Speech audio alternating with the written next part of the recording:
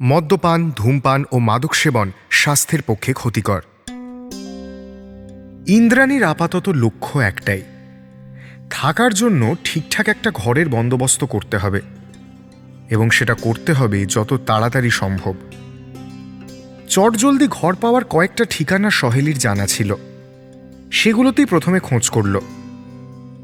বিজয়গড় হাসপাতালের কাছে একটা পছন্দমতো ফ্ল্যাট পেয়েও গেল। দুটো ঘর, আকারে একটু ছোট, তাই জন্য ভাড়াটাও কম, মাসে ৫,৫০০ টাকা প্লাস ইলেকট্রিক বিল। সহেলি জিজ্ঞেস করেছিল, আরেকজন ফ্ল্যাটমেট নিবি? তাহলে খোঁজ করছি, ভাড়াটাও অর্ধেক হয়ে যাবে। কিন্তু ইন্দ্রাণী রাজি হয়নি, দৃঢ়তার সঙ্গেই বলেছিল, না রে, ভাড়া কমাবার জন্য হুট করে অচেনা একজনকে ফ্ল্যাটমেট নেব না। আমার কাজ করতে কিংবা কাজে মন দিতে অসুবিধা হবে। হোক না খরচ আপাতত, ঠাম্মি তো আছেই, আর তাছাড়া তুইও এসে মাঝে মধ্যে থাকবি। সহেলি হালকা প্রতিবাদের সুরে বলেছিল, দেখ, যাকে তাকে ফ্ল্যাটমেট তো নিতে বলছি না, ইউনিভার্সিটির কোনো ছাত্রীকে তোর সাথে নেওয়াই যায়। সে তার মতো পড়াশোনা করবে, আর তুই নিজের মতো রিহার্সেল করবি, কেউ কারো ব্যাপারে ইন্টারফেয়ার করবে না। ভেবে দেখ, মাসের ৬,০০০ টাকা কিন্তু খুব একটা কম নয়। কিন্তু এসব ভেবে দেখা ইন্দ্রাণীর আগেই হয়ে গেছিল, তাই তখন আর নতুন করে কোনো কিছু না ভেবেই বলেছিল, বুঝছিস না তুই, ইউনিভার্সিটির মেয়ে থাকবে, তার প্রেম হবে, তার প্রেমিক হবে, কদিন পরে সে এসে থাকবে, তারপর তার কাছের বন্ধুবান্ধবীরা আসবে, মদের আসর বসবে, সব জাস্ট ঘেঁটে ঘ হয়ে যাবে সহেলি, আর আমি সেটাই চাই না। সহেলি ইন্দ্রাণীর কাঁধে হাত দিয়ে বলেছিল, বেশ, অ্যাজ ইউ উইশ, চিন্তা করিস না ইন্দ্রাণী, কিচ্ছু ঘাঁটবে না কলকাতায়, সব ঠিকঠাক চলবে। এখানে চওড়া রাস্তা, হাইওয়ে, ওভারব্রিজ, দৌড়বে সব কিছু, নিজের ওপর ভরসা রাখ। সে আর বলতে, এই নিজের ওপর ভরসা রেখেই তো এত দূর এসেছিল ইন্দ্রাণী। নিজের ওপর ভরসাটুকুই তো ওর একমাত্র সম্বল, পুঁজি, যা কিছু। জীবন এই পথে কিভাবে চলবে ওর জানা ছিল না, কিন্তু চললে এই পথেই চলবে, অন্য কোনো পথে নয়। তাই এই দৌড়ে আসা। সহেলি বলল, দেখ, ঘর তো হয়ে গেল, টাকা পয়সা দেওয়া আর ব্যাগপত্র নিয়ে চলে আসা বাকি। সে না হয় কাল পরশু করে এসে একবার সেরে নিবি। আজ বরং পরেশকে ডাকি, চা ইত্যাদি খাই, তোর সাথে ওর কথাও হয়ে যাবে। ইন্দ্রাণী অবাক চোখে জিজ্ঞেস করল, পরেশ? পরেশটা কে?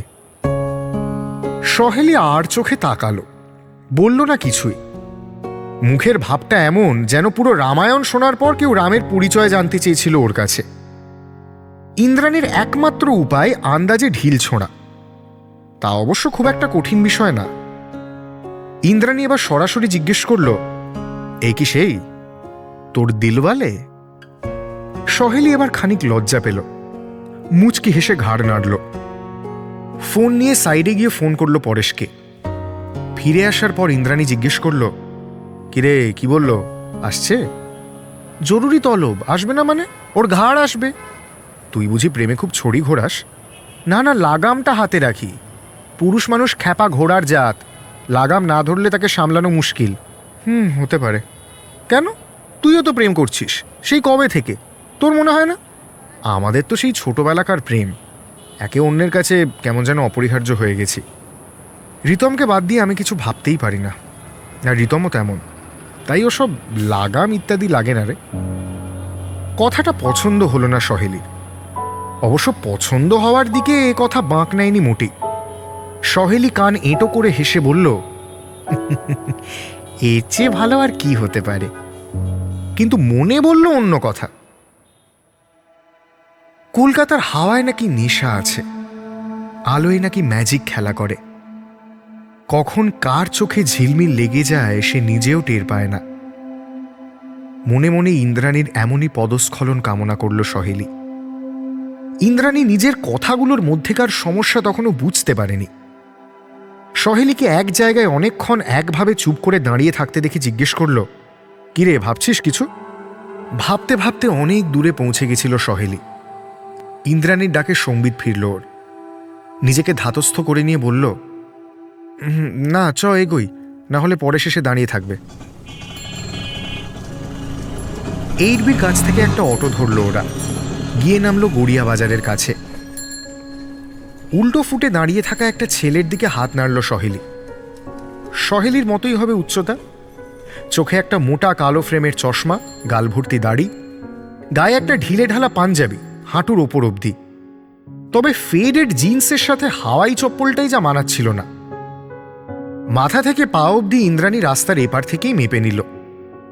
গড়িয়ার এই জায়গাটায় অনবরত গাড়ি যাতায়াত করে। রাস্তা পার হতে বেশ বেগ পেতে হলো পরেশকে। শেষে একরকম হাত দেখিয়ে গাড়ি দাঁড় করাতে করাতে রাস্তা পার হলো। সহেলিকে যেন দেখতেই পেল না। ইন্দ্রাণীর দিকে তাকিয়ে বলল, কলকাতার রাস্তায় বুঝলে চলাফেরা করা খুব চাপ। এত গাড়ি, একটু অন্যমনস্ক হলেই তো চাপা দিয়ে দেবে। ইন্দ্রাণীর পরেশের সঙ্গে আগে কখনো কথা হয়নি, দেখাও হয়নি। এমনকি পরেশের নামটাও জেনেছিল মিনিট 15 আগে। তাই পরেশেরই আগ বাড়িয়ে কুল হওয়ার চেষ্টা ওর খুব একটা ভালো লাগলো না। বাধ্য হয়ে মিষ্টি হেসে বলল, তা বটে। পরেশ এতক্ষণে সহেলির দিকে তাকালো। পকেট থেকে একটা সিগারেট বার করে ঠোঁটে রেখে বলল, চয়নকে তাহলে ডেকে নি নাকি? ওর সাথে চন্দ্রাণীর আলাপটাও হয়ে যাবে। ইন্দ্রাণী কথার মাঝেই বাধা দিয়ে পরেশের ভুলটা শুধরে দিল, চন্দ্রাণী নয়, ইন্দ্রাণী। আমার নাম ইন্দ্রাণী। পরেশ আবার ইন্দ্রাণীর দিকে তাকালো। সিগারেটটা নামিয়ে একগাল হেসে বলল, ও সরি সরি, একদম সরি, গুলিয়ে গেছিল। সহেলি আগের প্রস্তাবে সম্মতি জানিয়ে বলল, হ্যাঁ সেই ভালো, ডেকে নে। ততক্ষণ আমরা চা খেতে খেতে অপেক্ষা করি নাকি? দোকানদারকে 3টে চা দিতে বলল পরেশ। দোকানের পাশটায় আধখানা গোল হয়ে ওরা 3জন দাঁড়িয়েছিল। সহেলি পরেশের ঠোঁট থেকে সিগারেট টেনে নিয়ে টানতে শুরু করে দিল। ওদের 3জনেরই মুখ রাস্তার দিকে, যেন এই রাস্তার যানবাহন, পথচারী, অন্য সব দোকানপাট একটা বৃহত্তর নাট্যমঞ্চের আকার নিয়েছিল। সহেলি পরেশের মুখ থেকে সিগারেট কেড়ে নেওয়ার আগে পর্যন্ত ইন্দ্রাণী এইসব দৃশ্যের কেবল দর্শক ছিল। ঠিক ওই মুহূর্তে ইন্দ্রাণীর মনে পড়ল, ওরা নিজেরাও এই দৃশ্যেরই অংশ। সবাই ওদেরও দেখছিল।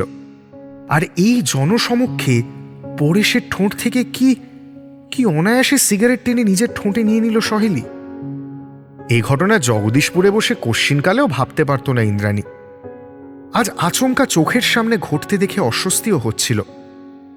আর নিজেকে যেন এই অস্বস্তির সাথে যুদ্ধ করিয়ে প্রস্তুত করে নিচ্ছিল।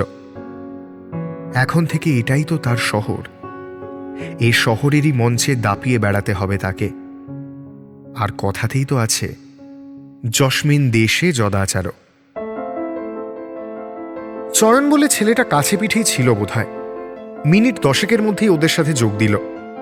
পরেশ মধ্যস্থতা করে ইন্দ্রাণী আর চয়নের আলাপ করিয়ে দিল। চয়নের পুরো নাম চয়ন বসু। নাকতলার কাছে থাকে। একেবারে পেটানো চেহারা, পরিষ্কার গাল, সুন্দর করে আঁচড়ানো চুল, মুখে চোখে কোথাও কোনো অবহেলা নেই। ইন্দ্রাণীর ধারণা ছিল থিয়েটার যারা করে তারা অধিকাংশই উন্মাদ। আর উন্মাদ হওয়ার অর্থ দাঁড়ায় শেষমেশ দায়িত্ব জ্ঞানহীনতায়। সময়ের কাজ যারা সময়ে করে না, নিজেদের পরিচ্ছন্ন রাখে না, অস্বাস্থ্যকর পরিবেশে কীটপতঙ্গের মতো জীবন কাটায়, তারাই তো উন্মাদ। ইন্দ্রাণী থিয়েটারের জন্য দৌড়ে আসাকে প্রাথমিকভাবে বাহবা দিল চয়ন। ইন্দ্রাণীর দিকে তাকিয়ে বলল, এতখানি চলে এসেছো, এটা একটা বিশাল ব্যাপার। কিন্তু তোমার লক্ষ্যের কাছে ওটা কোনো ঘটনাই নয়, এটা মাথায় রেখো। কলেজে কি ক্লাস করছো সেটাই আসল। কলেজে যাতায়াতটুকু তুচ্ছ। তা সে যত দূর থেকেই আসো তুমি। কি বলছি বোঝাতে পারলাম?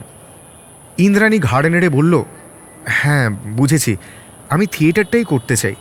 আর কিছুর প্রাধান্য নেই আমার জীবনে। প্রেম করো না? করি। এই যে বললে আর কিছুর জীবনে কোনো প্রাধান্য নেই। প্রেম আমার জীবনের খুব স্বাভাবিক একটা বিষয়, বাড়তি কোনো উদযাপন নয়। বেশ, বুঝলাম। তুমি ঘর নিলে তো? কাল পরশুর মধ্যে সেটেল হয়ে যেও নতুন জায়গায়। আমার ফোন নাম্বারটা তোমায় সহেলি দিয়ে দেবে। তারপর আমরা কথা বলে নেব। একদিন দলের রিহার্সালে চলে এসো, ব্যাস। আর কি, ওয়ার্কশপ ইত্যাদি করতে হবে না? দেখো, এই মুহূর্তের সামনে কোনো ওয়ার্কশপ শিডিউল তো নেই। তুমি চলেই এসো না। কি করতে হবে কি করতে হবে না শিবেদা বুঝিয়ে দেবে। শিবেদা? শিবনাথ সেন, আমাদের নির্দেশক। আরও অনেক গুণ আছে, তবে ভয় পাওয়ার মতো ব্যাপার নয়। ভীষণ মাটির মানুষ। এসো, আলাপ হবে। আজ তাহলে উঠি আমি। এই পরেশ, আসি রে। সহেলি, এলাম। জনে জনে বিদায় জানিয়ে বেরিয়ে গেল চয়ন। ইন্দ্রাণীর ওপর দিয়ে যেন একটা কথার ঝড় বয়ে গেল। কি যথাযথ প্রতিটা উত্তর! ভাবলেই ইন্দ্রাণীর হিংসে হয়। কলকাতায় বেড়ে উঠলে হয়তো কথার ওপর এমনই দখল থাকতো ওর। কিন্তু এখনো তো সময় আছে, ওকে কলকাতার হয়ে উঠতে হবে। সামনে অনেক ব্যস্ততা, ভেবেই কেমন এক্সাইটিং লাগছিল ওর। বুকের মধ্যে যেন এক ঝাঁক সম্ভাবনার রঙিন প্রজাপতি উড়ছিল অবিরাম। এরপর চয়নের সাথে ইন্দ্রাণীর টুকটাক কথাবার্তা শুরু হলো। ইন্দ্রাণী একদিন বলেই ফেলল, আপনি কিন্তু খুবই পরিষ্কার পরিচ্ছন্ন থাকেন। চয়ন এ কথার ইঙ্গিত বুঝতে পেরে বলল, থিয়েটার একটা সাধনা ম্যাডাম, মনের শুদ্ধতার প্রয়োজন আছে এতে। আর মনের শুদ্ধতার সঙ্গে পরিচ্ছন্নতার একটা যোগ রয়েছে। তবে অনেকেই নিজেকে আলুথালু বেশে রেখে থিয়েটার করে, এ তাদের বাড়তি ক্ষমতা হতে পারে, আমি অমনটা পারি না। এই কদিন কথা বলেই ইন্দ্রাণী বুঝতে পেরেছিল এই চয়ন ছেলেটি জ্ঞান দিতে পেলে আর কিছু চায় না। কিন্তু আপাতত থিয়েটার গ্রুপের সাথে তার একমাত্র যোগসূত্র চয়ন, তাই তার সাথে কোনো বাকবিতণ্ডায় জড়িয়ে লাভ নেই। আপাদমস্তক এই প্রসঙ্গটাকেই এড়িয়ে গেল। এর মধ্যে বিজয়গড়ের ফ্ল্যাটে অবশ্য ইন্দ্রাণীর শিফটিংও হয়ে গেছিল। এর মধ্যে ঘরের কাজ ইন্দ্রাণীর খুব বেশি জানা ছিল না। কাজ চালানোর মতো জামা কাপড় কাচতে পারে, বাসন মাজতে পারে, পেট চালানোর মতো ভাত আর ডিমের ঝোল রাঁধতে পারে। যারা এরকম মেসে বা ফ্ল্যাটে থাকে, ডিমই তাদের প্রধান খাদ্য। সহজে ভাজা যায়, ভাতের সাথেই সেদ্ধ হয়ে যায়। ডিমের ক্ষেত্রে বাড়তি হ্যাপা যথেষ্ট কম। সে যাই হোক, এই একা থাকার পাঠ ইন্দ্রাণী আস্তে আস্তে ভালো রকমই রপ্ত করে নিচ্ছিল। এরই মধ্যে একদিন গড়িয়া নাট্যগোষ্ঠীতে ইন্দ্রাণীকে নিয়ে এলো চয়ন। শিবেদার সাথে আলাপ করিয়ে দিয়ে বলল, দেখো শিবেদা, ও থিয়েটার করতে চায়, তুমি এবার তোমার মনের মতো করে গড়ে পিঠে তোলো। শিবেদা একবার ইন্দ্রাণীকে আগাপাশতলা মেপে নিলেন। ইন্দ্রাণীও শিবেদার দিকে তাকিয়েছিল। মাথার সামনের দিকটায় টাক পড়ে যাওয়ায় শিবেদার কপালটা যথেষ্ট চওড়া দেখাচ্ছিল। উচ্চতা মাঝারি মাপের, পাতলা একটা গোঁফ। দেখলেই বোঝা যায় রোজ সে গোঁফের বিশেষ যত্ন নেওয়া হয়। ইন্দ্রাণীর দিকে তাকিয়ে শিবেদা নিজে একবার জিজ্ঞেস করল, থিয়েটার করতে চাও? দৃঢ়ভাবে ইন্দ্রাণী উত্তর দিল, হ্যাঁ, থিয়েটারই করতে চাই। শিবেদা বোধহয় স্ক্রিপ্টের পাতা উল্টাচ্ছিলেন। সেটা মেঝেতে রেখে একটা ভাঙা কাপ টেনে নিলেন নিজের দিকে। ওটাই এখানকার অ্যাশট্রে। একটা বিড়ি ধরিয়ে দুবার টানলেন। তারপর ইন্দ্রাণীর দিকে তাকিয়ে বললেন, বেশ, তুমি মাস দেড়েক শুধু দেখো এখানে কি কি হয়, কিভাবে হয়, সব কিছুই পুঙ্খানুপুঙ্খভাবে খেয়াল করো। তারপর কাজ শুরু করা যাবে। ক্ষণ তোমাকে এক বাঁদরের সাথে পরিচয় করিয়ে দিই, একেবারে গাছ মাদর কিন্তু, তবে থিয়েটারটা মন দিয়ে করে। চরিত্রাভিনয় এই বয়সে এত প্রমিনেন্ট আমি কাউকে দেখিনি। তোমার বয়স কত হবে? 26 বছর, পুরোপুরি হয়নি যদিও। শিবেদা হাত নেড়ে ভিড়ের মধ্যে থেকে একজনকে ডাকলেন। তারপর আবার ইন্দ্রাণীর দিকে ফিরে বললেন, ছোঁড়ার বয়স 22 কি 23, কথার বহর আছে 16 আনা। যা জানার ইচ্ছে হবে ওকেই জিজ্ঞেস করো। মোটামুটি তোমার যাই বুঝতে অসুবিধে হবে তোমায় একেবারে ঝুড়ি কোদাল নিয়ে বুঝিয়ে দেবে। প্রায় আধ মিনিট ধরে যে মহাপুরুষকে বাঁদর আর বাচাল বলে সম্বোধন করা হলো, প্রতিভাবান আর প্রমিনেন্ট বলে প্রশংসাও করা হলো, এতক্ষণে তার আবির্ভাব হলো। ছেলের বয়স 23, অথচ গাল ভর্তি দাড়ি, গায়ে একটা আকাশি রঙের টি শার্ট, ঘামে ভিজে জবজব করছে, টিকোলো নাক, চোখে চশমা, মোটের ওপর সুদর্শন বলা যায়। ইন্দ্রাণীর দিকে তাকিয়ে জিজ্ঞেস করল, আপনি আজকেই প্রথম এখানে? আচমকা আপনি আজ্ঞে শোনায় ইন্দ্রাণী একটু অবাকই হয়েছিল। 3-4 বছরের ফারাকে কেউ কাউকে এত সম্মান করে কি? কথায় আছে অতিভক্তি চোরের লক্ষণ। ইন্দ্রাণী তাই নিজেকেও যথেষ্ট গুটিয়ে উত্তর দিল, হ্যাঁ, আজই প্রথম। শিবেদা ততক্ষণে মেঝে থেকে স্ক্রিপ্ট তুলে ভাঙা কাপে বিড়ি গুঁজে ওখান থেকে সরে পড়েছিল। যে পথে গেছিল সেদিকে ইঙ্গিত করে ছেলেটা জিজ্ঞেস করল, কি বলছিল শিবেদা? ইন্দ্রাণী পড়ল মহা বিপদে। শিবেদা এক্ষুনি যা বলল তা হুবহু ছেলেটাকে বলা ঠিক হবে না। অন্তত পক্ষে ওর উপস্থিত বুদ্ধি তাই বলছিল। আবার প্রথম সাক্ষাতে মিথ্যে কথা বলতেও ইচ্ছে করছিল না। সত্যিটাকেই দুভাগে ভাগ করে নিল। বলল, যা প্রশ্ন আছে আপনাকেই করতে বলল। ছেলেটা কেমন অদ্ভুত একটা মুখ বিকৃতি করল, যেন ওই কাজ পেয়ে সে মোটেই খুশি হয়নি। ইন্দ্রাণীর দিকে তাকিয়ে একটু বিরক্তি নিয়ে জিজ্ঞেস করল, হ্যাঁ তা বলুন, কি প্রশ্ন আছে আপনার? সত্যি বলতে কি, এখনো ইন্দ্রাণীর মনে কোনো প্রশ্ন জন্মায়নি, কিন্তু একটি মেয়েকে সঙ্গ দেওয়ার মতো কাজ পেয়েও যে ছেলে অসন্তুষ্ট তার পরিচয় জানার ইচ্ছে করছিল। শেষমেশ লাজ লজ্জার বালাই ভুলে জিজ্ঞেস করেই ফেলল, আপনার নামটা কি যেন? ছেলেটা একবার তাকালো ইন্দ্রাণীর দিকে। ইন্দ্রাণী দেখল ছেলেটার মুখে যেন এক ঝাঁক কালো মেঘ জমে গেছে, এক্ষুনি ঝড় কিংবা বজ্রপাতের সম্ভাবনা। একটু ভয়ও বোধহয় পেল, কিন্তু যে প্রশ্নবান একবার ছেড়ে দিয়েছিল তার ফিরিয়ে নেবার উপায় নেই, তাই চুপ করেই দাঁড়িয়ে থাকল। ছেলেটা নীরবতা ভেঙে বলল, থিয়েটার নিয়ে এই তোমার প্রথম প্রশ্ন? চমৎকার। ইন্দ্রাণী তো লজ্জায় মরে যাচ্ছিল। যে লজ্জা ওর আরও আগে পাওয়ার কথা ছিল তা যেন এখন এসে ওকে জ্বালিয়ে পুড়িয়ে দিচ্ছিল। প্রত্যুত্তরে যে কি বলবে ভেবে পেল না। ছেলেটা খানিক থেমে শেষমেশ প্রশ্নের উত্তর দিল। অল্প হেসে বলল, আমার নাম অর্জুন। অর্জুনের মুখে হাসি দেখে একটু স্বাভাবিক হলো বোধহয় ইন্দ্রাণী। নিজেও হেসে বলল, বাহ, বেশ সুন্দর নাম। হাত দুটো জোড়া করে মাথায় ঠেকিয়ে অর্জুন বলল, নামের সৌন্দর্যে যাবেন না, এই চক্করে গোটা জীবনটা কুরুক্ষেত্র হয়ে গেছে। ইন্দ্রাণী এবার হাসির পরিমাণ বাড়ালো। ঠাট্টা তামাশার দিকে গাড়ি একবার এগিয়েছে মানে এটাই চলতে থাকবে। ইন্দ্রাণী ওর পরের প্রশ্নে চলে গেল, আপনি এই দলে কতদিন আছেন? তা ওই ধরুন না, বছর দেড়েক হবে। মঞ্চে অভিনয় করেছেন এর মধ্যে? তা করেছি, তাছাড়া চরিত্রের ব্যাকআপ হিসেবে অনেকবার ছিলাম। ফার্স্ট প্রেফারেন্স যার, সে অসুস্থ হয়ে গেলে অভিনয় করতে হতো, তাই সেই সংলাপগুলো মুখস্থ রাখতে হতো। সংলাপ সব মুখস্থ করেন? তা করতে হয়। প্রম্পট করে না? সে ভরসায় থাকলে চলে। আচ্ছা, আপনি চা খান? হ্যাঁ হ্যাঁ, মানে হঠাৎ এই প্রশ্ন? প্রশ্নের বিপরীতে প্রশ্ন করতে নেই। হ্যাঁ, খাই মাঝে মধ্যে। এখন খাবেন? আসলে আমার একটু চা তেষ্টা পাচ্ছিল। চা কারো তেষ্টা পায়? আবার প্রশ্নের উত্তরে প্রশ্ন। আচ্ছা আচ্ছা, চলুন, ঠিক আছে, খাওয়া যাক।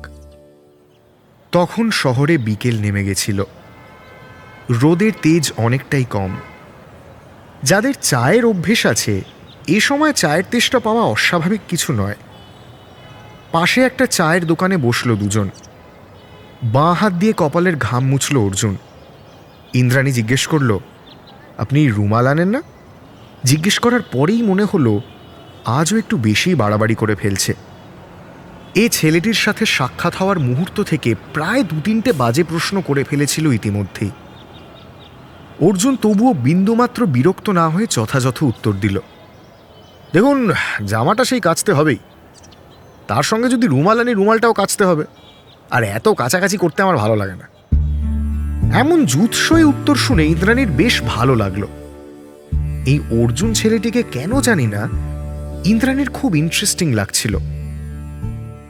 মুখে পছন্দ হয় না বললেও ছেলেদের দেওয়া বাড়তি গুরুত্বকে ভালোই লাগে ইন্দ্রাণীর। অর্জুনের এই প্রাথমিক উদাসীন ভাবভঙ্গি, যথাযথ উত্তর, এগুলো বোধহয় ওকে ইন্দ্রাণীর কাছে ক্রমশ ইন্টারেস্টিং করে তুলছিল। অর্জুনদের বসতে দেখে দোকানদার দুটো চা ভর্তি ভাঁড় ওদের সামনে নামিয়ে রাখল।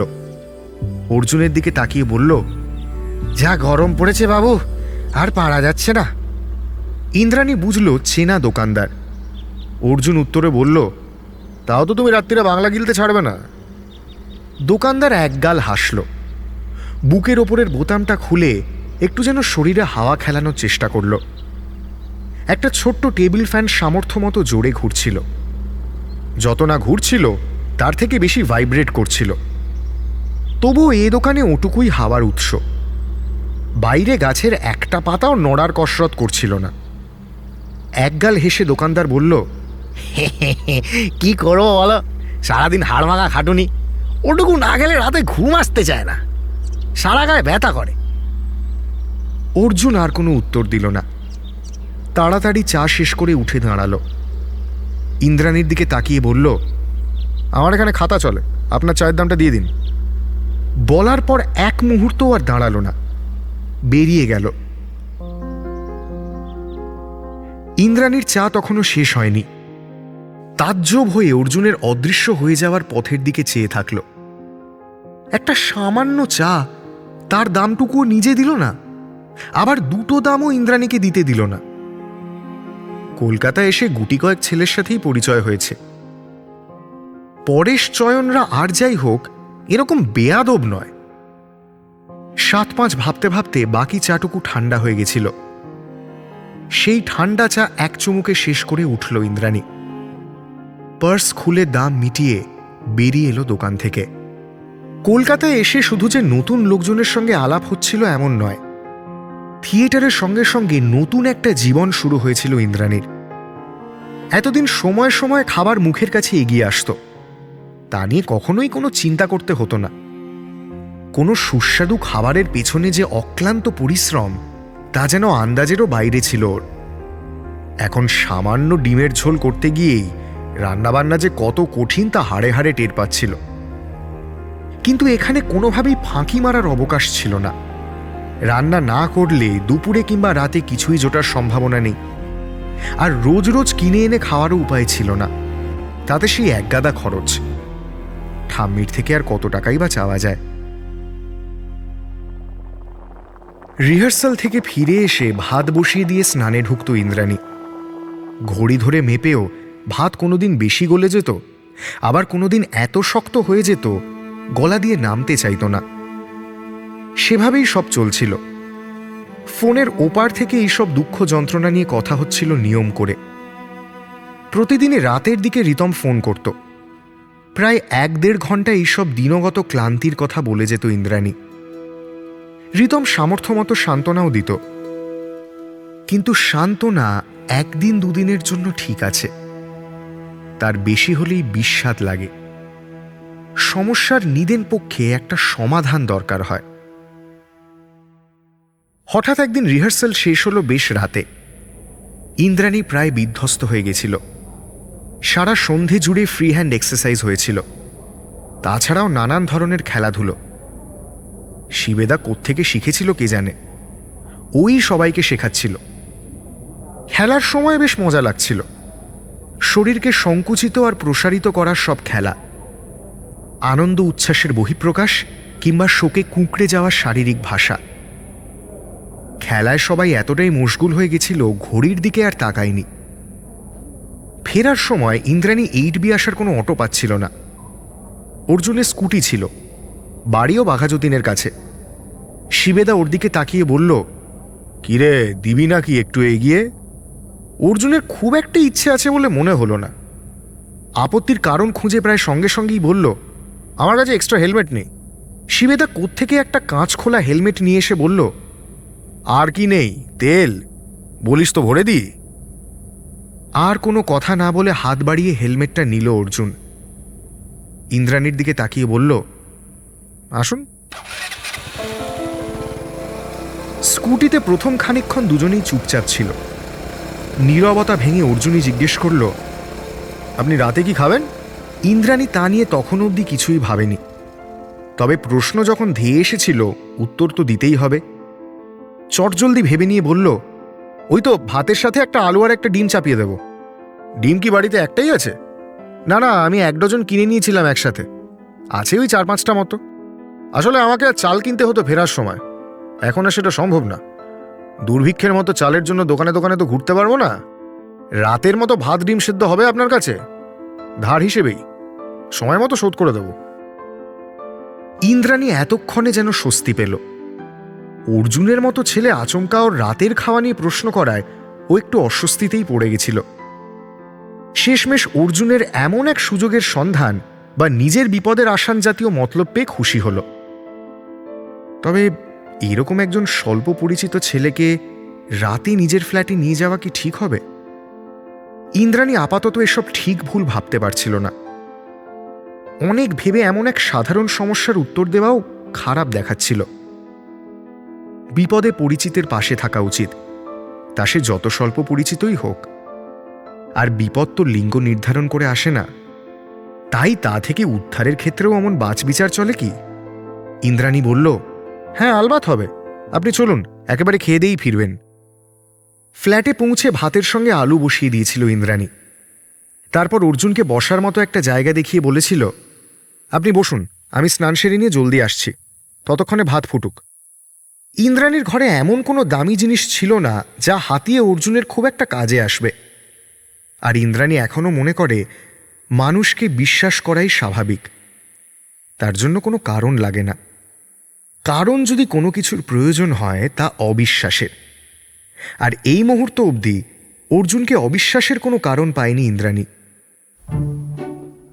অনেকক্ষণ না খাওয়ায় পেটের একটা বিস্তর গণ্ডগোল হয়েছিল, সেসব সারতেই একটা লম্বা সময় লেগে গেল। ঈশ্বরকে মনে মনে ডাকছিল ইন্দ্রাণী, ভাত যেন পুড়ে না যায় ঠাকুর, ভাত যেন না গলে যায়, তুমি একটু দেখো। কিন্তু ঈশ্বর তো আর ইন্দ্রাণীর উনুনের ভাত দেখার জন্য বসেছিলেন না। দেখার মতো সেখানে একজনই ছিল, অর্জুন। ইন্দ্রাণী বাথরুমে যাওয়ার পর থেকেই ঘরের আলো পাখা নিভিয়ে রান্নাঘরে এসে দাঁড়িয়েছিল সে। বেশ খানিকক্ষণ চুপচাপই দাঁড়িয়েছিল। তারপর কোণার দিকে পেঁয়াজ লঙ্কার চুবড়িটা দেখতে পেয়ে কাছে টেনে নিল। সামনের দিকে তাকিয়ে দেখল র্যাকে একটা ছুরি রাখা আছে। সেই ছুরি দিয়ে কুচি কুচি করে কেটে ফেললো একটা গোটা পেঁয়াজ আর একটা কাঁচা লঙ্কা। সময় মতো নামিয়ে আনলো ভাতটাকে।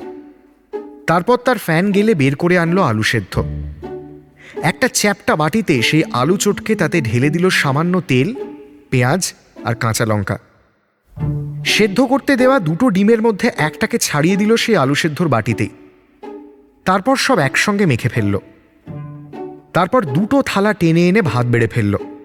দুটো পাতেই ভাগ করল সেই আলু ডিম মাখা।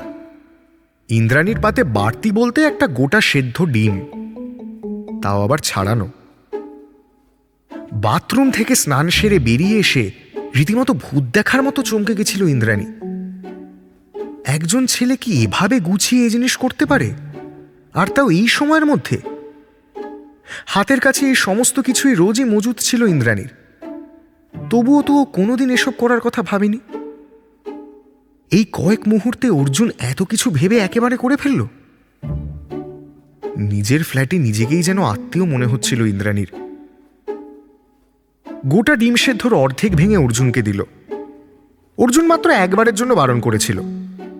ইন্দ্রাণী চোখে প্রশ্ন নিয়ে তাকাতেই আর কিছু বলেনি অর্জুন। এক গাল ভাত আলু ডিম মাখা দিয়ে মুখে তুলে ইন্দ্রাণী বলল, আপনি চমৎকার করেছেন তো জিনিসটা, আগে কখনো খাইনি জানেন তো। আর তাছাড়া সহেলি বলে যে বন্ধুটার বাড়িতে ছিলাম, ওরা আলু খায় না। বলুন, আলু ছাড়া খাওয়া যায়? অর্জুনের বোধহয় ভীষণই খিদে পেয়ে গেছিল। এতগুলো কথা ইন্দ্রাণী বলে যাওয়ার প্রত্যুত্তরে একবার শুধু মুখ তুলে হাসল, ওইটুকুই।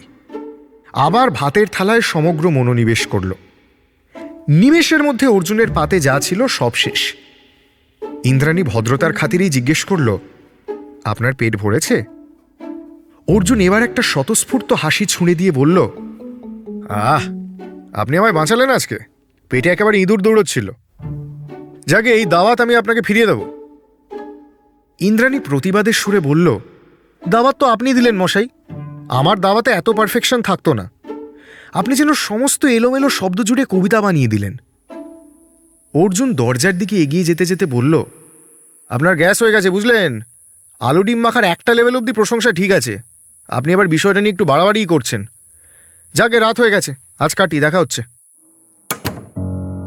কোনো উত্তরের অপেক্ষা না করে ঝড়ের গতিতে বেরিয়ে গেল অর্জুন। আর যাওয়ার মুহূর্তে ইন্দ্রাণীর মাথাটা একেবারে গরম করে দিয়ে গেল। কিন্তু কেন যেন খুব একটা রাগ হচ্ছিল না, ভালোই লাগছিল। ঠোঁট কাটা বিনয়ীদের মধ্যে একটা আলাদা রকমের ব্যাপার থাকে, এই অর্জুনের মধ্যেও তাই ছিল। খুব সহজে এই জিনিস মেলে না। এইসব 7-5 ভাবতে ভাবতেই দরজা বন্ধ করে ফিরে এলো ইন্দ্রাণী। ফোনের দিকে তাকিয়ে দেখল চার্জ নেই। সঙ্গে সঙ্গে চার্জে বসালো ফোনটাকে। তারপর গোটা ঘর অন্ধকার করে একটু বিছানায় পিঠ ঠেকালো। প্রতিটা হাড় পাঁজরা যেন শুধুই ক্লান্তি মেখেছে সারাদিন, শুধুমাত্র এইটুকু মুক্তির জন্য। ফ্ল্যাটের জানলা দিয়ে একটা পুকুর দেখা যাচ্ছিল। সেই পুকুরে চাঁদের ছায়া পড়ে তৈরি হচ্ছিল আলো অন্ধকারের এক অদ্ভুত ম্যাজিক। আর সেই ম্যাজিকই যেন ওকে আস্তে আস্তে ঘুমের দিকে ঠেলে দিচ্ছিল। ক্লান্তির শেষে একটা শান্তির ঘুম, একটা দিন ফুরিয়ে যাওয়ার শান্তি, সামনে একটা জলজ্যান্ত দিন হাতে পাওয়ার শান্তি। যাকে এবার একটু রিতমের প্রসঙ্গেই ফিরি। ওদিকের ব্যাপার খানিকটা সিরিয়াস, বুঝলেন? আগামীকাল সকালে রিতমের ইন্টারভিউ। সব ঠিকঠাক থাকলে চাকরিটা হয়ে যাওয়ার একটা প্রবল সম্ভাবনা আছে। হালকা নার্ভাস লাগছিল ওর, আবার ভীষণ এক্সাইটেডও লাগছিল। তা নিয়ে কথা বলবে ভেবেই ফোন করেছিল ইন্দ্রাণীকে, কিন্তু ফোন সুইচড অফ। আরও অনেকবার ফোন করেছিল। একটা সময়ের পর রিতমের ভীষণ দুশ্চিন্তা হচ্ছিল, কিন্তু হলেও কিছু করার নেই। সহেলির ফোন নাম্বার রিতমের কাছে ছিল না। তাছাড়া রিতম জানত ইন্দ্রাণী এখন একাই থাকে। সেক্ষেত্রে সহেলির ফোন নাম্বার জোগাড় করলেও একজনকে বাড়তি চিন্তায় ফেলা হবে মাত্র। কাজের কাজ হওয়ার সম্ভাবনা খুবই কম। ইন্টারভিউয়ের আগের রাতটা এইসব দুশ্চিন্তাতেই কেটে গেল। পরদিন ইন্দ্রাণী যখন ফোন অন করল, দেখতে পেল অনেকগুলো মিসড কলের নোটিফিকেশন। রিতম এমনিতে একবার কি দুবার ফোন করে না পেলে থেমে যায়, হঠাৎ এতবার ফোন করলো কেন? যে বিদেশ বিভুঁইয়ে আছে তার পক্ষে এসব দুশ্চিন্তা অনুমান করা সম্ভব ছিল না। হোয়াটসঅ্যাপ খুলে দেখল সেখানেও রিতমের এক গাদা মেসেজ, যার সারবস্তু এই: রিতমের আজ ইন্টারভিউ। সেই নিয়ে ওর খুবই চিন্তা হচ্ছিল, আর তাই সে চিন্তা দূর করার একমাত্র উপায়স্বরূপ ইন্দ্রাণীর সঙ্গে কথা হওয়ার খুবই দরকার ছিল। ইন্দ্রাণী যখন এসব দেখল তখন অনেকটাই দেরি হয়ে গেছে। কি আর করার, তবুও মনে মনে সাফল্য প্রার্থনার সঙ্গেই রিতমকে টেক্সট করে দিল, অল দ্য বেস্ট। হয়তো ইন্টারভিউ দিয়ে বেরিয়েই দেখবে। তবুও করা তো থাকলো। তারপর মনে হলো এও হতে পারে ইন্টারভিউ এখনো শুরুই হয়নি। একবার ফোন করেও দেখল, ফোন বেজে বেজে কেটে গেল। কেউই সে ফোন ধরল না। তার মানে নির্ঘাত ফোন সাইলেন্ট, ইন্টারভিউতে ঢুকেছে রিতম। খুব তাড়াতাড়ি কোনো সুসংবাদ কিংবা দুঃসংবাদ ধেয়ে আসবে ওর দিকে। তার আগে ব্রেকফাস্ট সেরে নেওয়ার কথা ভাবল ইন্দ্রাণী। ভালো পাতার চা ছিল ওর কাছে। 1.5 মিনিট মতো জল ফুটিয়ে চায়ের পাতা ফেলে খানিকক্ষণ চাপা দিয়ে রাখল, তারপর কাপে ঢালল। এভাবে নাকি চায়ের ফ্লেভারটা খুব সুন্দর পাওয়া যায়। কোয়ার্টার পাউরুটি কিনে রাখাই ছিল। আগের দিন একটা ডিম ফাটিয়ে ডিম টোস্ট করে খেয়েছিল, কিন্তু এই পরিমাণে ডিম খরচ করতে হলে টাকায় কুলিয়ে উঠবে না। তখন ডিম পেড়ে ভেজে খেতে হবে। এরকম একটা কথা ভেবে নিজের মনে নিজেই হাসল ইন্দ্রাণী। তারপর গুনে গুনে 4খানা পাউরুটি বার করে সেঁকে নিল। তাতে একটু জ্যাম মাখিয়ে একটা প্লেটে রাখল। জ্যাম, পাউরুটি আর চায়ের কাপ নিয়ে বসল খাটে। খেতে খেতে অবশ্য রিতমের কথাই ভাবছিল। ঈশ্বরের কাছে সকাল সকালই আবেদন রাখল, ঠাকুর, এই চাকরিটা যেন হয়ে যায়। মানুষের আত্মবিশ্বাসেরও তো একটা সীমা হয়। তা পেরিয়ে গেলে নিজেও নিজেকে একজন ব্যর্থ আর অপদার্থ মনে করবে রিতম। সেখান থেকে ফিরে আসার কোনো রাস্তা নেই। কিছু চাই না আমার, একটা ছোট্ট সুখের সংসার। পৃথিবীতে এত মানুষের এত বিত্ত তুমিই তো দিয়েছ, আমাকে শুধু এটুকু দাও। খুব কি বেশি কিছু চেয়েছি? বেশি কিছুর প্রসঙ্গ আসাতেই অর্জুনকে মনে পড়ল ইন্দ্রাণীর। গতকাল রাতের খাবারটুকু ওর কাছে না চাইতেও অনেক বেশি কিছু। আজ এই সকালেও যদি অর্জুন থাকতো, এই পাউরুটি দিয়েও হয়তো এমন কিছু একটা বানাতো যা ও চাইলেও কোনোদিন নিজে নিজে ভাবতে পারবে না। শিবেদা ইন্দ্রাণীকে রবীন্দ্রনাথের নাটকগুলো পড়তে বলেছিল। তা নিয়েই বসল ইন্দ্রাণী। শিবেদা বলেছিল, জোরে জোরে পড়বি আর অভিনয় করেই পড়বি, আর চেষ্টা করবি যেন পুরো দৃশ্যটা চোখের সামনে দেখতে পাস। ধরে নে এটা তোর হোমওয়ার্ক। এক একটা নাটক পড়া হলে আমায় এসে বলবি। আপাতত বিসর্জন নাটক দিয়েই শুরু করেছিল ইন্দ্রাণী। এক ছাগ শিশুর বলি ঘিরে পুরো ত্রিপুরা রাজ্যে উথাল পাথাল চলছিল। সংস্কার আর মানবতার এক বিরোধ চলছিল গোটা নাটক জুড়ে। ইন্দ্রাণী পড়ছিল আর একই সঙ্গে রিতমের ইন্টারভিউয়ের কথা ভাবছিল। বুঝলো এভাবে হবে না। ফ্যাকাশে মলাটের বইটা নামিয়ে রেখে খাটের ওপর উপুড় হয়ে শুয়ে পড়ল। এত চিন্তাভাবনা নিয়ে কোনো কিছু পড়া চাপের, তার চেয়ে ভালোভাবে চিন্তাটুকুই করতে শুরু করল।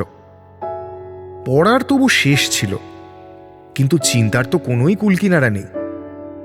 এ পথ সে পথ ঘুরে আরো সংকীর্ণ গুলিগালায় ঘুরতেই থাকছিল। রিতমের রাতে ঘুম হয়েছিল কিনা, সকালে ঠিকঠাক পৌঁছল কিনা, প্রথম প্রশ্নের উত্তর দিতে গিয়ে ছড়িয়ে ফেলল কিনা, উত্তরে কনফিডেন্স ছিল কিনা। ইন্দ্রাণী এটুকু জানত, যাই হয়ে যাক ইন্টারভিউ থেকে বেরিয়ে রিতম ওকেই ফোন করবে। তাই ফোনের ভলিউম ফুল রেখে অন্যমনস্ক হয়ে পড়ল। এই যেন কাউকে আসতে দেখে অন্যদিকে তাকিয়ে থাকা,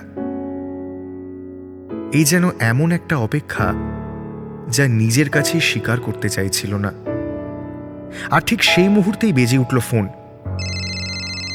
না দেখেই কল রিসিভ করে বলল, হ্যাঁ বল। ওপারে থাকা মানুষটা ঘুরিয়ে প্রশ্ন করল, আজ একেবারে তুই তো গাড়ি, ব্যাপার কি? ইন্দ্রাণী ফোনটাকে চোখের সামনে এনে দেখল রিতম নয়, অর্জুন। আবার ফোন কানে নিয়ে বলল, ওহো হো, সরি সরি, আপনাকে নয়, আমি ভেবেছিলাম। কি ভেবেছিলেন? বাদ দিন। আরে বলুন না। আপনি হঠাৎ এই সকালে ফোন করলেন? আসলে শিবেদার দেওয়া এক্সট্রা হেলমেটটা আমার স্কুটির ডিকিতে পাচ্ছিলাম না। ওটা কি আপনার ওখানেই আছে? ইন্দ্রাণী বিছানা ছেড়ে উঠে এদিক ওদিক খুঁজে দেখল। ড্রয়িং রুমের এক কোণে রাখা ছিল হেলমেটটা। হাতে করে তুলে অর্জুনকে বলল, হ্যাঁ এখানেই আছে। পরের দিন যখন আসবেন একটু মনে করে নিয়ে আসবেন।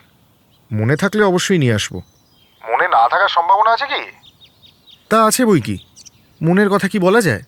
সকালবেলা কথার খেলা খেলতে পারছি না আপনার সাথে। আপনার কাঁধের ব্যাগের পাশে রেখে দিন, ভুলে যাবেন না যেন। আপনি ভুলে গেলে শিবেদা আমায় খিস্তি করবে। আচ্ছা। এইটুকু বলেই ফোন নামিয়ে রাখল ইন্দ্রাণী।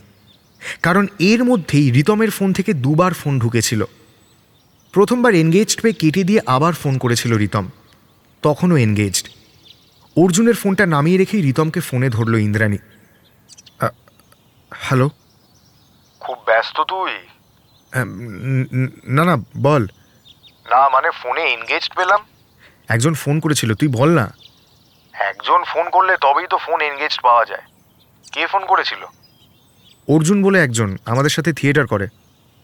সকাল সকাল তোর কথা মনে পড়েছে তার? আরে সে অনেক ব্যাপার, ছোট করে বলা যাবে না।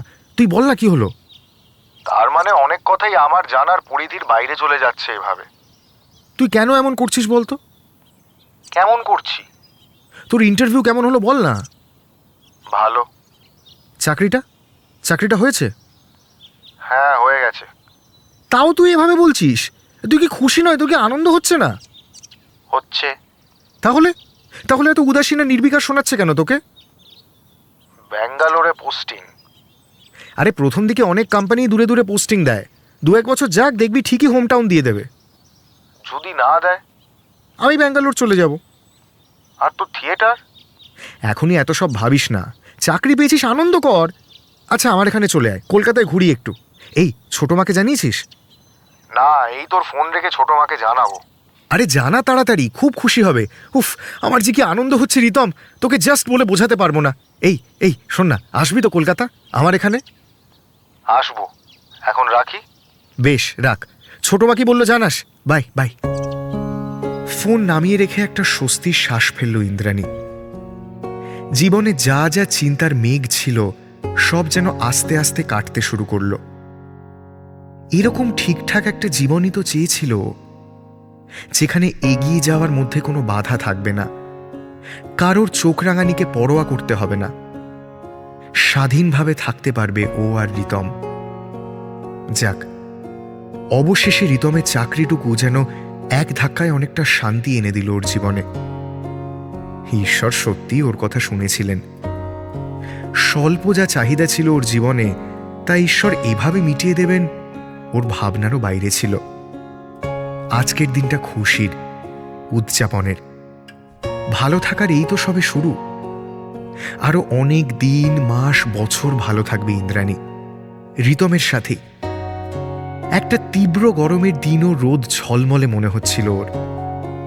এই পৃথিবীকে সুন্দর সুশ্রী মনে হচ্ছিল। রিতমের চাকরি বাগানোর খুশির খবরটাও পেয়েছিল বটে, কিন্তু সে খবর জানাবার মতো কাউকে পায়নি হাতের নাগালে। এরপর যেদিন রিহার্সালে গেল ইন্দ্রাণী, সেদিন ওর মনটা একেবারে ছটফট করছিল। সহেলিকে বলাই যেত, কিন্তু কথা প্রসঙ্গে জানানো একরকম ব্যাপার। আলাদাভাবে ফোন করে প্রেমিকের চাকুরি প্রাপ্তির কথা জানানো কি ঠিক দেখায়? তাই আর কি, এইসব ৭-৫ ভেবে এই সুখবরটাকে নিজের মধ্যেই রেখে দিয়েছিল। তবে অরণ্যের প্রাচীন প্রবাদে তো বলাই আছে, খুশির খবর নাকি ছড়ালে আনন্দ বাড়ে। তাই এই রিহার্সালে এসে ইন্দ্রাণী আর নিজেকে স্থির রাখতে পারল না। একজন, অন্তত পক্ষে একজনকে ও এদের এই যুগ্ম সাফল্যের কথাটা বলবেই। এই সব ভাবনা চিন্তা মনে মনে যখন চলছিল, স্বভাবতই থিয়েটারের অন্য কাজগুলোই বিস্তর দেরি হচ্ছিল। অর্জুনের চোখ সবসময় ঘুরতে থাকে। কোনো জায়গায় ও উপস্থিত থাকলে সেখানে ঘটে যাওয়া কোনো ঘটনা বা ফিসফিস কিছুই ওর নাগালের বাইরে থাকে না। আচমকা ইন্দ্রাণী দেখল অর্জুন ওর পাশে এসে বসেছে। রিহার্সাল চলছিল তার মধ্যেই। সেখানে ফাঁক পেয়ে অর্জুন এতক্ষণ ধরে তার মাথায় ঘুরতে থাকা প্রশ্নটা করেই ফেলল। আপনার কি কিছু হয়েছে? এত অন্যমনস্ক দেখাচ্ছে। ইন্দ্রাণী আবারও প্রশ্নের উত্তরে আরেকটা প্রশ্ন করল, একটু চা খেতে যাবেন? গড়িয়া নাট্যগোষ্ঠীতে চায়ের বিরতির আলাদা প্রাধান্য ছিল। আসলে শিবেদাও প্রচণ্ড রকমের চা ভক্ত, তাই যার যখন ইচ্ছে হয় আসছি বলে চা খেতে চলে যায়। এর জন্য অবশ্য কোনোদিন রিহার্সালের ক্ষতি হয়নি।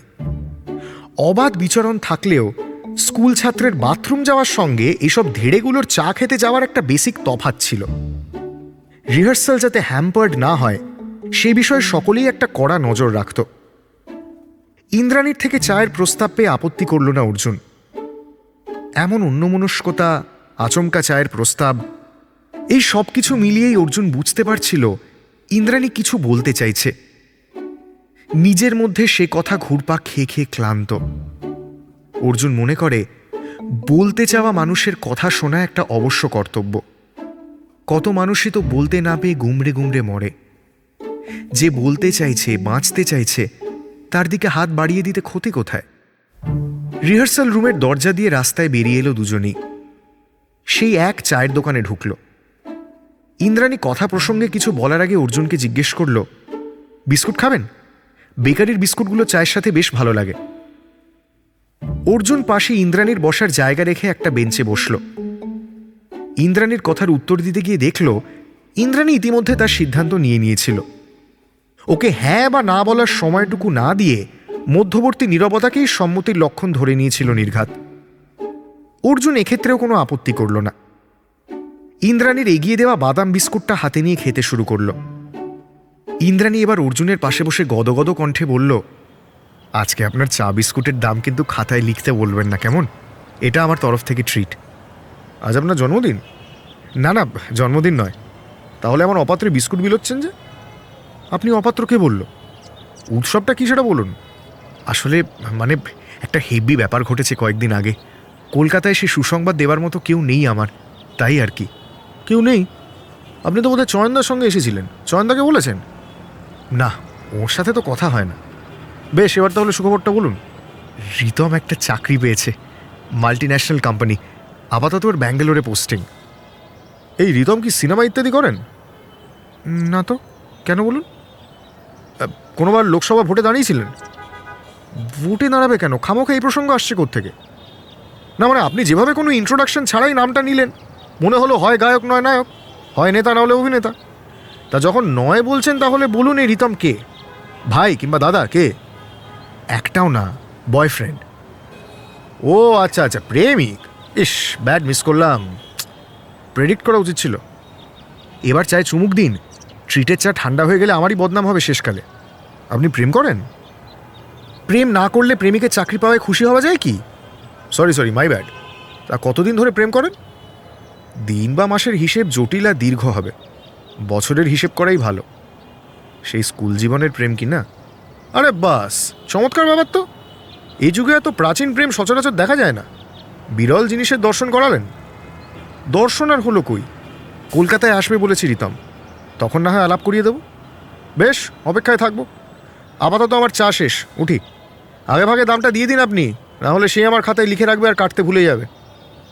ইন্দ্রাণী উঠে গিয়ে দুজনের চা বিস্কুটের দাম মেটালো। তারপর দোকান থেকে বেরিয়ে অর্জুনের জন্য অপেক্ষা করছিল। অর্জুন দোকানদারের থেকে একটা সিগারেট চেয়ে ধরালো। এমনিতে ওর কোনো নেশা নেই, তবে খুব মাঝে মধ্যে একটা সিগারেটও খায়। প্রথম দু এক টান দিল ভীষণ যত্নে, যেন ওর সমস্ত গুরুত্ব এসে জমা হচ্ছিল ঠোঁটে ধরে রাখা সাদা কাঠিটায়। তারপর আস্তে আস্তে সেই কাঠি ধোঁয়া অপ্রাসঙ্গিক হয়ে গিয়ে প্রাসঙ্গিক হয়ে উঠল ইন্দ্রাণী। ইন্দ্রাণী দীর্ঘ সময়ের প্রেম, 12 বছরে 1 যুগ হয়। সে হিসেব করলে ইন্দ্রাণীর প্রেম 1 যুগেরও বেশি সময় ধরে। নতুন প্রেম হলে অর্জুন ধরে নিত খুব একটা পাকাপোক্ত ব্যাপার নয়। এ শহরে এদিক ওদিক তাকালেই 1.5 মাসের 3 মাসের প্রেমিক প্রেমিকাদের ঘুরতে দেখা যায়। যত সাময়িক তাদের প্রেম, তার চেয়েও সাময়িক সে প্রেমে পাওয়া আঘাত, যন্ত্রণা, শূন্যতার স্থায়িত্ব। ইদানিংকালে অধিকাংশ পরাণে প্রেমের বিন্দুটি বড়ই পিচ্ছিল। দুদণ্ড সেখানে কেউ স্থির হয়ে দাঁড়াতে পারে না।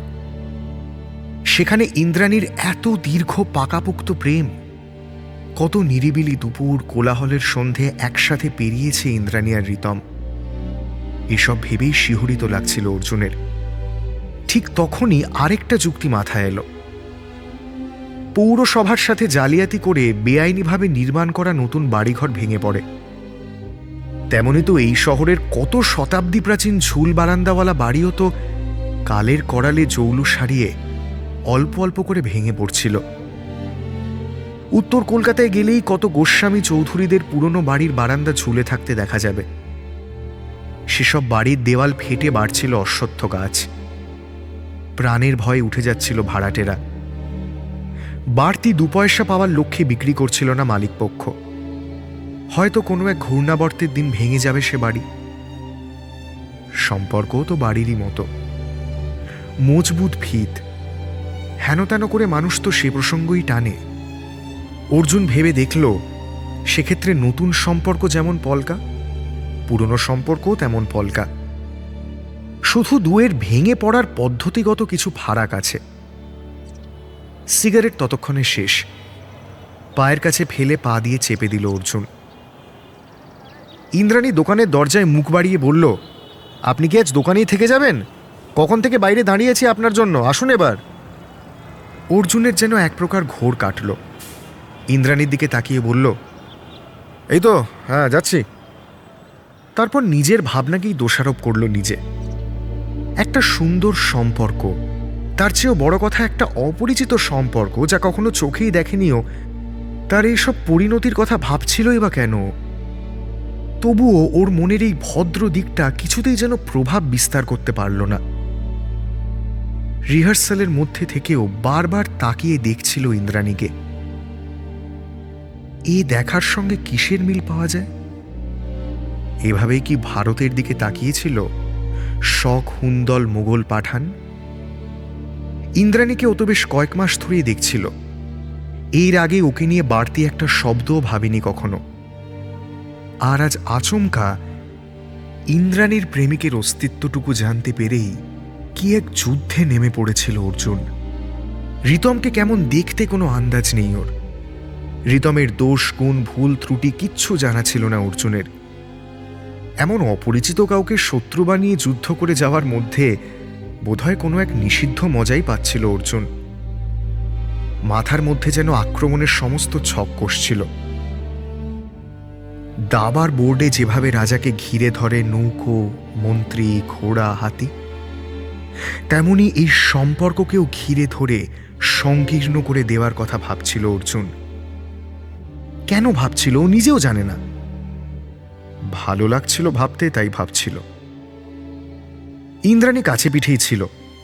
ওর কানে এলো অর্জুন আবোল তাবোল আওড়াচ্ছে।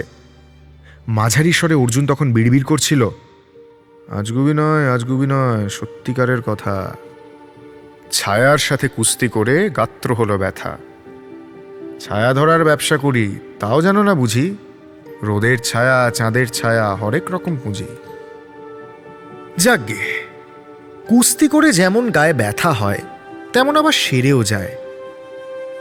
সারে না সেসব ব্যথা যাদের উৎস কুস্তি নয়, কথা। কথা দেওয়ার সময় মানুষ সে কথা রাখার সময় কিংবা পরিস্থিতি নিয়ে খুব একটা ভাবে না। তাই ঠোঁটের কাছে যে কথা আসে প্রেমিকা বা প্রেয়সীকে দিয়ে দেয়। পরে যখন তা রাখতে পারে না, তা এক বিস্তর গোলযোগ বাধায়।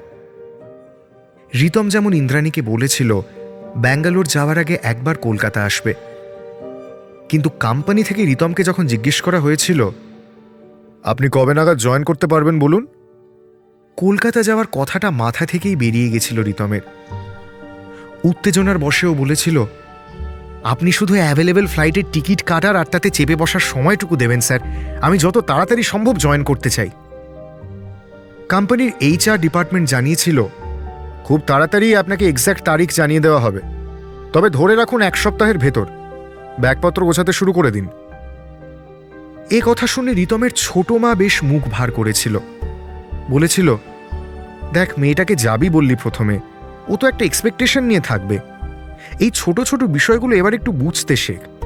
তুই তো কোম্পানি থেকে 1 মাসের একটা সময় চেয়ে নিতে পারতিস। যতদূর জানি 1 মাসের ইন্টিমেশন তো সব জায়গায় দেওয়া যায়। রিতম যতটা পারল ওর ছোট মাকে বোঝানোর চেষ্টা করল। গলার স্বর ম্লান করে বলল, দেখো ইন্দ্রাণীর খারাপ লাগার দিকটা আমি বুঝতে পারছি, কিন্তু এটা আমার প্রথম পাওয়া চাকরি ছোট মা। দীর্ঘদিন এটার জন্য একটা লড়াই চালিয়ে যেতে হয়েছে আমাকে, আমায় যারা ভালোবাসে তাদেরকে। তুমি আর ইন্দ্রাণী এই এত দূর অবধি আমার ওপর ভরসা রেখেছিলে। কেউ না বুঝুক তোমরা তো বুঝবে আমি আর কোনো রকম রিস্ক নিতেই চাইছি না। আগে ভাগে জয়েন করে যেতে চাইছি। কমাস পর ফিরে এসেও তো দেখা করা যায়, তাই না? রিতমের ছোট মা ওর দিকটাও বোঝার চেষ্টা করছিল, কিন্তু সে তো নিজেও একজন মেয়ে। এই অভিমানটুকু যে ইন্দ্রাণীর থেকে যাবে ভালো মতোই বুঝতে পারছিল। রিতমকে শেষবারের মতো অনুরোধের সুরে বলল, ওকে কি যেতে পারবি না বলে দিয়েছিস? যদি না বলে থাকিস দেখ না, একবেলার জন্য যদি দেখা করে আসতে পারিস। কলকাতা তো খুব একটা দূরে নয়। রিতম অনেকক্ষণ চুপ করে বসে থাকল, যেন দেওয়ার মতো কোনো উত্তরই ছিল না ওর কাছে। ছোট মার কথায় বলল, বলিনি এখনো, তবে বলবো। তুমি বুঝতে পারছো না ছোট মা, 1 সপ্তাহ খুব কম সময়। এর মধ্যে ডকুমেন্টস, ফটোকপি, ব্যাগপত্র গোছানো, কয়েকটা জামা কাপড় কেনা। ইন্দ্রাণী নিজেও তো এখানে চলে আসতে পারে না? ছোট মা ইন্দ্রাণীর পক্ষ নিয়েই বলল, ইন্দ্রাণী তো নিশ্চয়ই আসতো যদি প্রথমে ওর আসার কথা হতো, কিন্তু তুই যাবি বলেছিলি। ও সেই মতো ভেবে রেখেছে সবকিছু।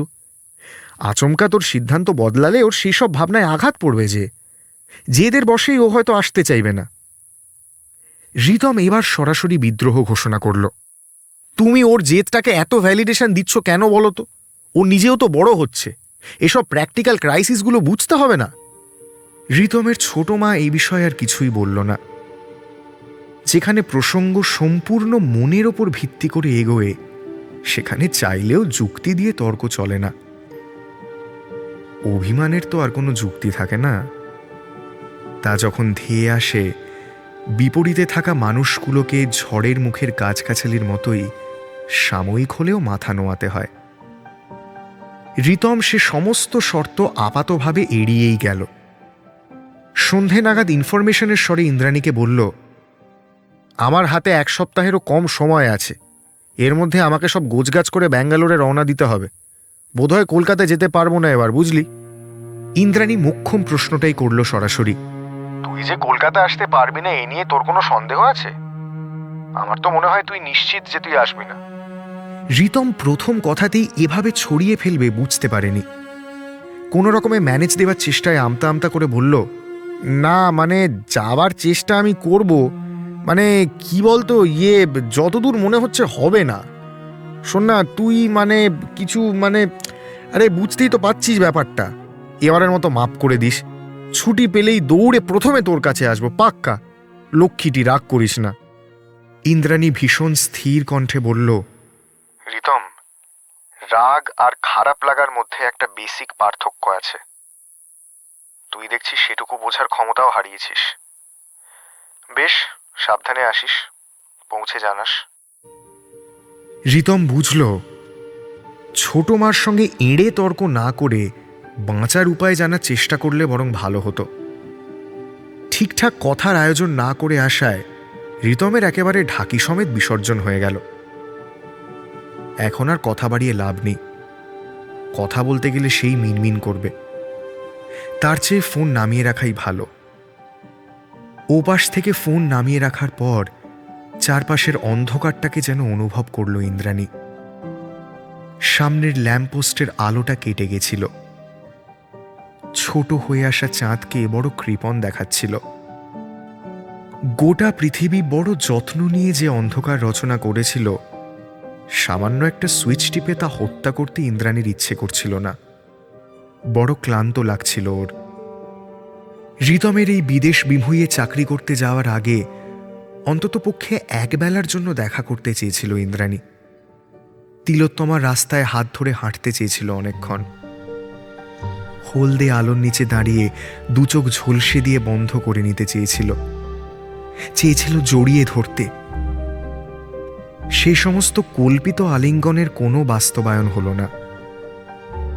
এ শুধু আক্ষেপ নয়, এ ইন্দ্রাণীর রিতমের প্রতি অভিমান জমা থাকলো মনের মধ্যে।